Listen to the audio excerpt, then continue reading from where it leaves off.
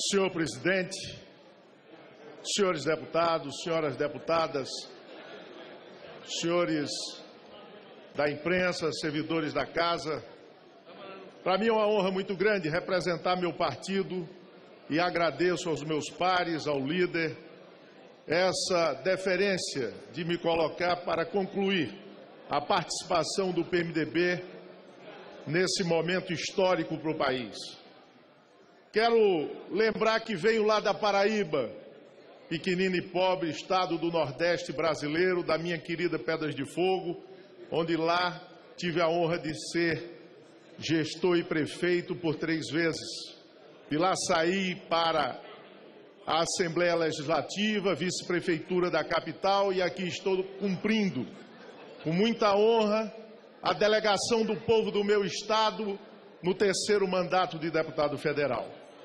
Mas esse momento, nenhum cidadão brasileiro, homem, mulher, jovem ou criança, gostaríamos de estar vivendo.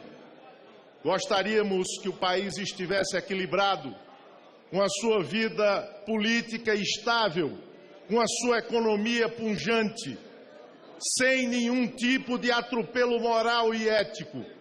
Gostaríamos de ter um país onde a confiança para dentro e para fora fosse a força motriz do nosso desenvolvimento. Infelizmente, senhores deputados, o Congresso Nacional se depara com um momento importante da história da República. E olhe que a República é extremamente conturbada. Lá, quando do plebiscito, este aqui votou no parlamentarismo, regime de governo muito mais estável, que acomoda, sem dúvida nenhuma, turbulências como essas, sem efetivamente mudar a vida do povo das nações que tem este regime de governo como forma. Aqui, em nosso país, se observarmos a história da República Velha e da República Nova, nós não tivemos, senhores deputados, senhoras deputadas, um momento de 20 anos de tranquilidade, de equilíbrio político. Intentona, revolução, crises políticas, crises econômicas. O culto permanente à personalidade gera justamente esse tipo de instabilidade que estamos hoje. Venho da Paraíba, de homens ilustres que por aqui passaram, como Humberto Lucena, Antônio Mariz, Zé Américo, João Agripino e tantos outros homens, alguns que já se foram, outros ainda fazem história. E devo representar com muita humildade, mas principalmente com responsabilidade e respeito, o clamor das ruas. Estamos nesse instante, senhor presidente, senhoras deputadas, senhores deputados, para fazer um julgamento. E esse julgamento tem um nome. O nome é impeachment. Impeachment da presidente da República. Falar de golpe, vamos buscar a Constituição Federal. A Constituição Republicana, que nesta casa foi erguida pelo presidente PMDBista Ulisses Guimarães. A Constituição determina que nos crimes de responsabilidade a presidente da República ou o presidente da República possa ser impedido. O Brasil já o fez no passado recente. E aí vamos para o primeiro capítulo da nossa história, já aqui decantado com muita propriedade pelo deputado Osmar Serraglio, pelo meu companheiro Lelo Coimbra e pela deputada Soraya Santos, sem falar do líder Pisciano. Seção 3ª da responsabilidade do presidente da República, artigo 85.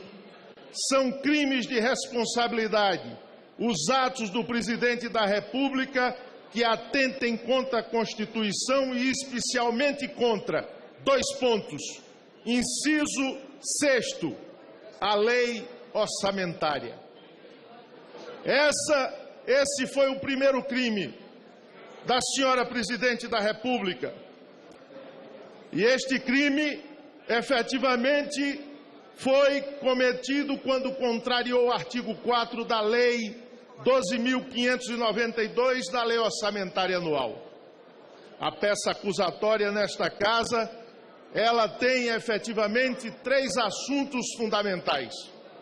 Os decretos não numerados, os decretos sem autorização legislativa, as pedaladas fiscais e o envolvimento da própria presidente do governo com a história da refinaria de Pasadena.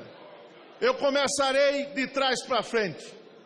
A refinaria que lá nos Estados Unidos, alguns que sabem muito bem a história daquela refinaria, estava para ser vendida por 46 milhões de dólares, deputado Osmar Terra.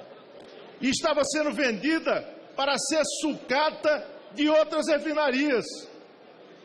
O Brasil arrecadou por 1 bilhão, deputado Sérgio Souza. 1 bilhão de reais foi o que despendeu o governo e a Petrobras, afundada em crise, não apenas pela corrupção, pela falta de gestão, pela falta de amor daqueles que deveriam estar lá honrando um patrimônio do povo brasileiro.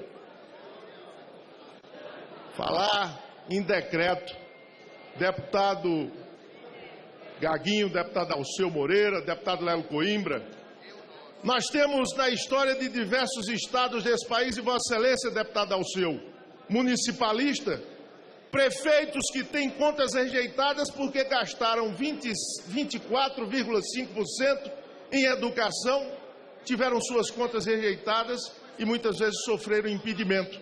Às vezes impedimento político, às vezes impedimento jurídico. Quantos juízes já afastaram prefeitos pelo Brasil inteiro? Mas aqui nós estamos falando, senhores deputados, senhoras deputadas, de decretos não autorizados por este parlamento que somam a conta de mais de 90 bilhões de reais. E se falar em outros governos, a lei de responsabilidade fiscal não foi editada na década de 50. A década de 50 traz a nós a lei que efetivamente regula os crimes de responsabilidade. A Lei 10.079 de 1950, que deve ser observada por todos os gestores.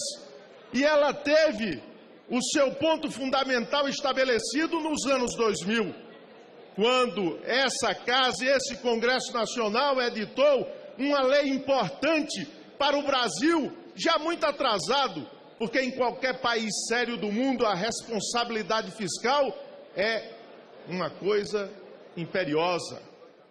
Os congressos, os parlamentos, eles originaram-se justamente para tratar do orçamento.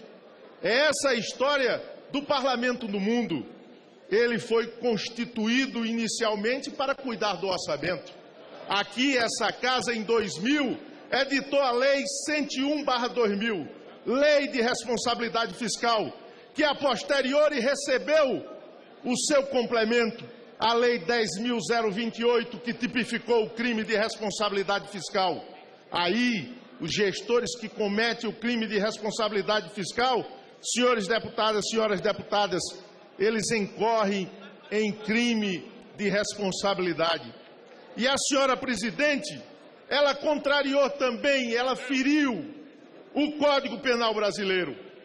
Artigo 359-C, que diz o seguinte: ordenar ou autorizar a assunção de obrigações nos últimos 2 quadriênios do último ano de mandato ou legislatura, cuja despesa não possa ser paga no exercício financeiro ou caso reste parcela a ser paga no exercício seguinte, que não tenha contrapartida suficiente da disponibilidade de caixa. Que contrariou também o Código Penal brasileiro no artigo 359-A, ordenar, autorizar ou realizar operação de crédito interno ou externo sem prévia autorização legislativa.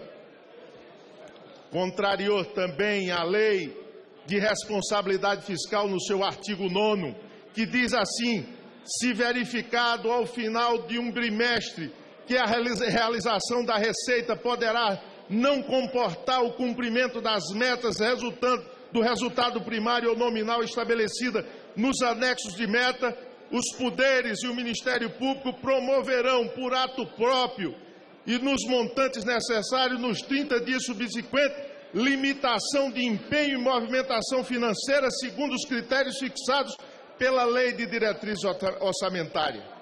Quando eu vi a doutora Janaína Pascal dessa tribuna dizer que a presidente cometeu muitos crimes, eu fui me debruçar, porque só anunciei a minha decisão com muito respeito, com muita responsabilidade ao povo brasileiro, depois de ler a peça inquisitória de acusação, a peça de defesa e também o parecer do relator. Criticado por alguns, mas aqui eu faço um elogio ao deputado Jovaí pelo equilíbrio, pela determinação, pela firmeza e principalmente pela responsabilidade e respeito aos seus pares, deputado Jovaí. Vossa Excelência foi beber numa fonte que é o nosso poder auxiliar, o Tribunal de Contas da União. Quando um Tribunal de Contas dos estados, dos municípios, afasta um prefeito, nós efetivamente respeitamos. Tribunal de Contas da União, que é órgão auxiliar desta casa, atribuiu à senhora presidente crime de responsabilidade. E efetivamente nós precisamos respeitar os poderes. Lá desde Montesquieu, lá quando Montesquieu publicou a sua peça O Espírito das Leis, em 1748, e falava justamente da divisão dos poderes, nós precisamos agora exercer o nosso poder.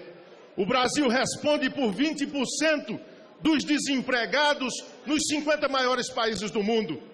As portas das nossas lojas, das nossas fábricas, os nossos postos de serviços já batem 10 milhões de pessoas desempregadas numa população econômica ativa de cerca de 80 milhões de brasileiros. Nós precisamos ter responsabilidade com os nossos filhos, com as nossas famílias, com os nossos conterrâneos e principalmente com o futuro do Brasil.